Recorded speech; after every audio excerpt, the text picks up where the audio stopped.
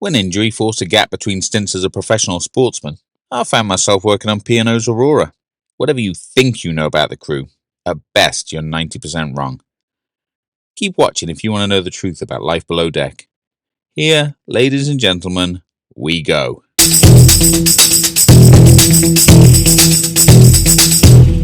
Day 1, 9 AM. I turn up in Southampton with a Phileas Fogg suitcase and a backpack, full of enthusiasm and excitement. Me, not the backpack. Day 1, 9:05 AM. My enthusiasm and excitement is gone, replaced with confusion and a general feeling of foolishness as passengers flood the terminal to board the ship. I can't see where crew are supposed to go, and Dorinda, who is supposed to be at the terminal to meet me, is nowhere to be found. I start to think, obviously Dorinda isn't there to meet me. There's no such person. That isn't even a real human name. I expect this is the cruise ship version of sending the work experience boy to fetch tartan paint or ask for a long wait. There's a doorway with security written above it, which I see a dozen or so people who I guess a crew go through. They're younger than the rest of the passengers and they're either Indian or Filipino, so I head in that direction and I can see a baggage conveyor and x-ray machine on the other side. I go through and ask if anyone knows where I should go. They helped me. Nobody's rude, but they also didn't really care. I thought they'd be a lot more excited to see me. Presumably, they'd long forgotten what it's like to join a ship for the first time. Once on board, I was told that I needed to go find Dorinda, the fictional meet and greet woman. Obviously, she wasn't hanging around where I was, and nobody knew where she might be. When a ship is in Southampton, it's what they call turnaround day. Rubbish is being offloaded, poo is being sucked out into a big poo lorry, pallets of fruit and veg and food, stock for the shops, alcohol for the bars, paintings for the art gallery, etc, are being loaded on, and a million people are rushing around without the time to stop and help a young, naive and devastatingly handsome young new boy. I thought, I'm here to work in the shops. Dorinda will be in the shops. Dorinda was not in the shops. Nobody was. There was a crew-only door in the stairwell behind that I guessed went behind the shops, and I assumed wrongly that a stockroom and rightly that an office would be. I didn't feel happy about letting myself into crew-only areas.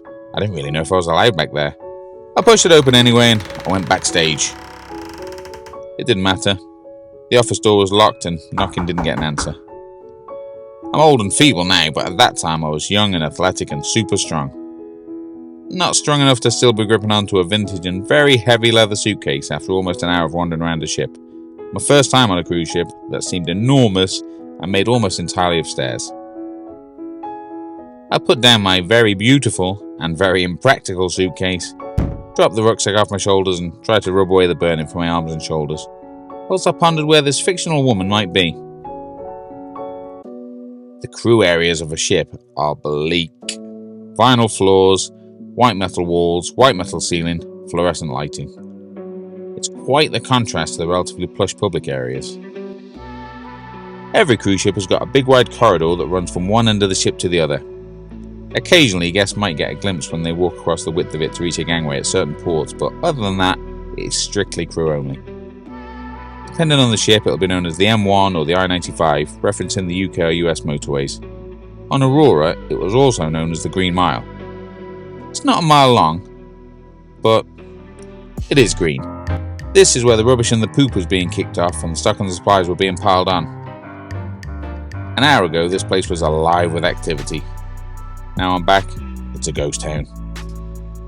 I didn't know what else to do, so I just started walking from one end of the Green Mile to the other. I'd say I was about 10 steps away from reaching one end and turning around when a woman opened the door and popped through. She looked at me and said, "Are you Tom?" When I told her I was, the cheeky witch said, "Where the hell have you been?" She hadn't introduced herself, but I assumed that this was Dorinda, and I thought it was important that I set my stall out right away. I waited in the terminal where Dorinda was supposed to meet me for ages, but I assumed she must have died because no idiot would be stupid enough to just abandon a new boy coming to join the team for the first time. Since then, I've just been wandering around the ship trying to find her. Do you know where she might be? As if to prove that she is in fact an idiot, she just said, "Yeah, I'm Dorinda, pleased to meet you." I then followed around the ship and up and down the stairs and around the ship and up and down the stairs. still carrying my awesome looking but dreadfully heavy luggage, as she just shouted out what things are as we passed. Purser's desk, crew bar, security office, lounge, bar, theatre, cinema. I had no chance of taking it all in. Eventually, she took me to what would be my cabin short term. Until my actual cabin was vacated, I was to share a cabin with Chris. Obviously, Chris wasn't there, and he apparently had my key card, so I couldn't get in. Dorinda made her excuses and left me there. Stood in the white metal corridor for a while before Chris turned up. And it was probably only about 15 or 20 minutes, but it felt like hours. He was about the same age as me. He was pleasant enough with fashionable hair. I probably saw him on the Green Mile when I first boarded and everyone was shifting pallets. On turnaround day, the stock for the shops is loaded on, and the shoppies, that's what the shop staff are known as, have to unpack it, check it's all there, and put it away. They do that as quickly as they can so they can get out into Southampton to stock up on pot noodles or get a KFC before they have to get ready for work. When the cabin door opened and my prison cell presented itself for the first time, I remembered how I'd been excited when I'd read the offer of a 6-month contract. Looking at my new home, it felt less like an opportunity and a bit more like a sentence. Chris was excited. He had been the top bunkie, but the done thing is that the new man goes up high and the man left behind drops down a level. When I asked him for my key card, he looked utterly confused. His face didn't so much say, "Why would I have your key card?" as it did, "What is a key card?" But then all of a sudden he looked like he'd won the lottery as he spied the card left by the previous cabin mate right on the desk. He held it up triumphantly in the air like he'd won the World Cup. Chris yattered on about this and that whilst I unpacked. He might have been saying something useful, but I already doubted it, and even if I was trying to pay attention, I was pretty drained by this point. I just wanted to get my stuff put away, grab a bite to eat, maybe get a quick nap, and then I'd have to start work. First day or not, I had to start my first shift shortly after the ship sailed. Chris was going to meet up with his girlfriend, so he directed me to where the crew mess was, and he left. This was the first of only 2 occasions when I actually ate in the crew mess. It was bustling when I opened the door. A boggo works or school-type canteen. Grab a tray, walk down the line, ask the service for whatever takes your fancy, and they slap it onto your plate. I got a bit of salad and a couple of chunks of cheese. "Oh, what's this?" I asked the guy behind the counter. The guy who'd made it, remember. He looked down at the tray of brown stuff, then looked up at me and said, "Some kind of meat." I think that was the moment that I noticed the smell. I'd never smelled it before, and until I visited Iona many years later, I would never smell it again. The crew mess smell is a mix between the classic school dinner cabbage canteen smell and, well, rotting elephant's bottoms. I decided that I was happy with my salad and dropped my tray on a long table before I went to get a coffee from a self-service machine. The entire place went silent. Like a cowboy film when a baddie walks into the saloon. Nobody jumped over the bar or rode away on a horse, but it was the same vibe. I can't remember if I found out that day or not why the silence and gasps accompanied my dinner, but I discovered, either then or later, that ships are still living in a sort of Apartheid dark age. Shoppies sit with shoppies, housekeeping sit with housekeeping, bar staff sit with bar staff, and so on. Because different roles tend to be filled by agencies from different countries, this ends up being very unsettling for a middle-class white man when you realise that's the Indian table, that's the Filipino table. Ugh. Fortunately, new boy or not, I don't really follow conventions if they're, stupid. Other than Christmas Day when there's no other food option available, I'd only ever drop into the crew mess for a coffee. And when I did, I'd sit wherever and chat or argue or whatever with whomever was there. I went back to my cabin, got showered and changed ready for work, and then it was time to start. Since the virus, when guests board a cruise ship, they just check in at their muster station, that's where you'll go if we hit an iceberg, and watch a safety video on the cabin TV. Well, they're supposed to. You have to check in, but nobody is watching the safety video. In my day, it was a bit more analogue. Guests had to go to the cabin, get their life jacket, and then carry it to their muster station.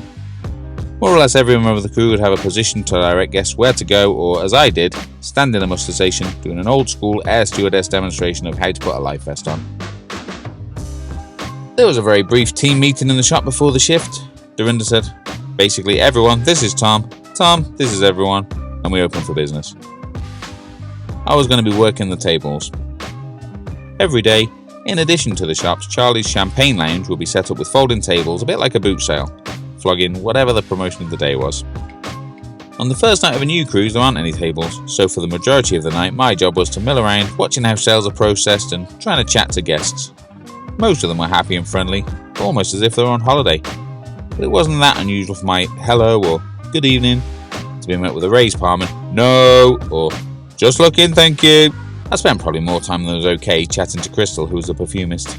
You'll hear more about her in future. At 10 PM, with about an hour's work left, Cabin Chris and another shoppy named Hugh took me to the stock room.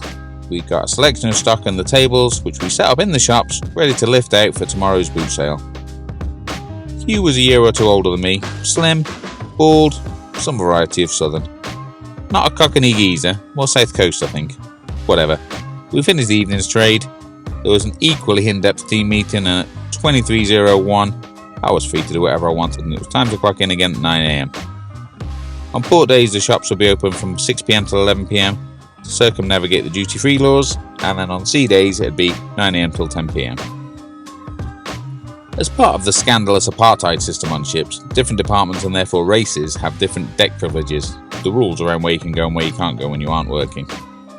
As a shoppy, I could basically go wherever and do whatever, with the exception of the casino. The only real rule was don't push in front of passengers in a queue, and always wear your name badge.